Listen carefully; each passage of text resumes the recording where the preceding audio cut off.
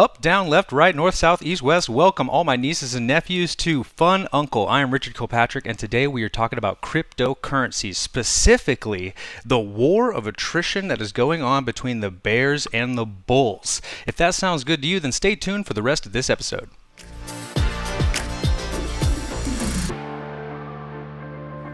So come on in with me and dive right into the charts. If you look at these charts here, you will see we are just bouncing up against a wall.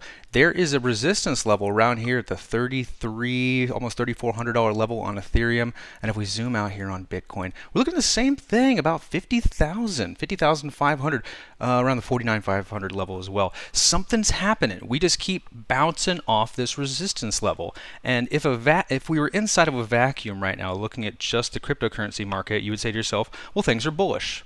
You know, we have what looks like a bullish flag forming, although the volume seems to be kind of low on it. You would normally want to see the volume going up on a bullish flag, which makes you think, oh, okay, maybe we're trending more towards the bearish side of things. And this is why I have this bull-bear cross-section. It's an unstoppable force and an immovable object are kind of colliding into each other. And long and short is we really don't know which direction things are going to go.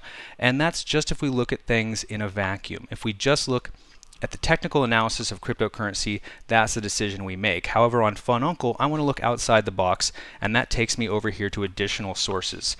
We have COVID-19 taking place. I don't know if you heard of that little gem, COVID-19. It has thrown a bunch of wrenches and gunk in the gears, and I have nothing but external FUD that relates to that. So, I mean, look, U.S. economic confidence dips. The central bank is looking to see how to approach its economy. Jobless claims are nearing the pandemic low. The economy, the Delta variant, two different articles on the Delta variant. With the eviction moratorium, oh my God, the chip shortage, car levels plummet. Since 1956, we haven't seen these levels. Pending home sales drop in June, so it looks like we're about to have a turnaround on the market. The market on cars is so insane that there are selling these cars before they even hit the dealership. There are so few cars on the floor. And the last but not least, the Taliban has retaken Afghanistan. And so when you take all this information and combine it together, you think to yourself, there's no way we go through all of this stuff and it's okay. You know, like we're not going to go through all of this negative sentiment and it's all going to work out, question mark, shrug emoji. I don't think so. And so whenever we look at this convergence of two different sides, whenever we're saying, well, you know, maybe it could go up, maybe it could go down, you really have to take in all of those external factors into consideration. You know, it's not just what the charts are saying or what the technical analysis are saying or the fact that institutions are even buying. It's the fact that the whole economy is waiting for the other shoe to drop. There's this quote-unquote black swan event that's supposed to take place. And I think it's going to happen sooner rather than later, you know? And in all honesty, wouldn't you all want to tear the Band-Aid off instead of having, you know, 10 years of really painful stuff going on? Wouldn't you want just maybe like one or two really, really painful short bursts of painfulness? I don't know. It goes either way, and I can see the humanity you have to measure into things. You know, there's a lot of the country who don't have even $400 in their savings for an emergency, and so if we were to do something, you know, fast and hard, not everybody would handle. We would lose a lot of people in the process. But at the same time, if we do things long and slow, we'll lose a lot of people in the process. And also, we're all trying to live our lives too. You know, we only have such a short period of time on the planet, and it seems like we're going to spend a large portion of that dealing with COVID.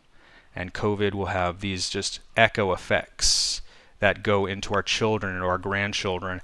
And I really think we should put in the time to figure that out now instead of slowly bleeding things out. However, it looks like the market's going to do the slow bleed thing, and which means a lot of indecision is taking place in the markets. And so when it comes to here and now, I don't necessarily recommend anyone buy anything at this current juncture. I think we're all just doing a wait and see, because that's what everyone else is doing. You know, when it comes to buying a car or buying a house or investing in the stock market or trying to run a business or making any kind of general plans for the future, like for example, like I'm trying to plan a trip for New York at the end of October, and I'm thinking, well, shoot, maybe I can't make that. You know, maybe at the end of October, all of New York will be locked down, and even if I do book a trip and successfully make it out to New York, I'll be sitting in my hotel room the whole time if the hotel and the airline don't completely cancel on me to begin with. And so, as a human being who is trying to live their life, you know, this is causing an echo effect in many different facets, and one of which, specific to this show, is cryptocurrencies. And so I feel that when you take all of this under consideration, you have to realize that a drop is necessary, and it could happen as soon as Monday morning. The recording of this is August 29th, and so tomorrow morning, August 30th, hopefully we could see some kind of correction or shift that makes up for all of this negative sentiment that isn't necessarily being relayed or echoed into the overall cryptocurrency markets. We keep going up, we keep going up. There are a lot of coins I have on my watch lists, specifically Solana was a player that just shot right up. If we go over here to my page, my favorite page to look at crypto space right now is Crypto Bubbles. Generally it's kind of flat, but let's zoom out to like the day range, and here we go. Yeah, we're starting to see larger moves here.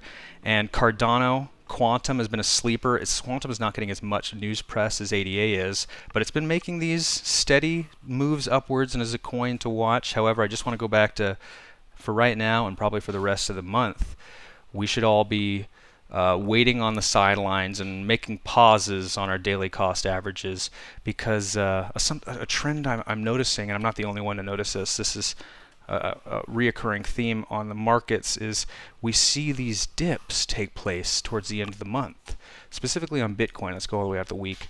If you look at this dip right here, it happened on the 17th, kind of halfway through. This one, the 21st, end of the month. This dip right here happened on the 21st, end of the month.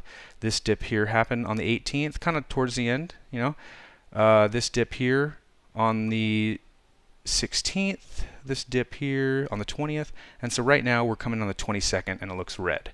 And so if the trend is to continue the way it is, it looks like the last weeks, the second 2 weeks of the month are trending reddish, and the first 2 weeks of the month typically trend greenish. We'll see our pumps in the first week and the first 2 weeks of the month.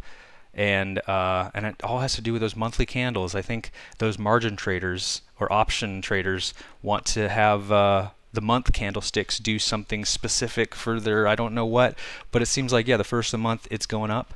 That also corresponds with when people get their paychecks. You know, that old song, the first of the month, pass some checks and wrote on, you know, people get paid on the first of the month. So I think that also plays in it too, where these retail investors buy, these institutions buy towards the first of the month, and they start selling at the end of the month.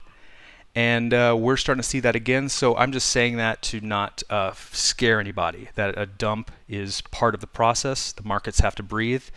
In order to inhale again, you must first exhale.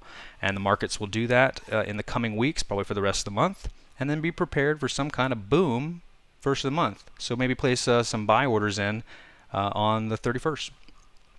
In closing, I think no better way to wrap it up than right there. My name is Richard Kilpatrick. I am your fun uncle. Thank you, my nieces and nephews, for tuning in. For those of you who are not part of Lad City Network, please join the Discord. It is a community of like-minded people who all love cryptocurrencies, and it's a fun space to chat, hang out, talk. Please drop by, join the Discord, and check out some of our other shows on Lad City YouTube. Thanks again for stopping by. Go out of your way to do something fun and be nice to others.